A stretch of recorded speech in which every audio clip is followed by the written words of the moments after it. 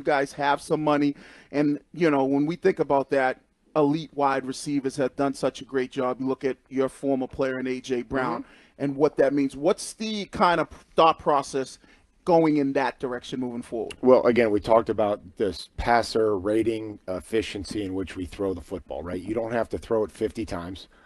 I think an interesting stat was, I think the quarterbacks that attempt more than 50 passes a game have won 22% of their games, other than Tom Brady. So he's won like 70% of the games, and he's had to throw for more than 45 times or something. So if you don't have Tom Brady, then you probably shouldn't throw it 45 or 50 times a game. That's not the point here. The point is that when we throw it, which will be as many times as we need to, that you want to be efficient, right? That you want to have great completion percentage, which then leads to receivers. Going back to the question about receivers that have great catch radius, right? That can create separation, that are good against contested catches, right? Because when you're contested and PBUs go up in the air, then they get intercepted, right? And then that leads to turnovers, which then changes field position and all these things. So we have to focus on the line, because I think that the best teams right now in the National Football League are the ones that still have the best offensive lines, that are changing the line of scrimmage,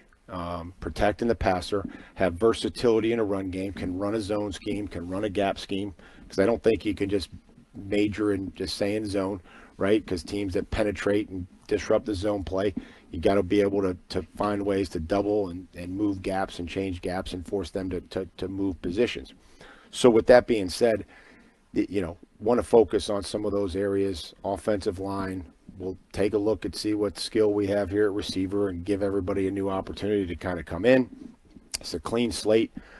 Decide who wants to be here by their actions, and then continue to evaluate. You brought up Tom Brady. Was the reporting accurate that he reached out and you said, nope, I'm already I'm going to New England? Well, I don't know if that was the case. Tom and I have had many discussions. I think, we're friends. We're teammates. We're friends. We've continued to talk throughout my career in coaching, his career as he played.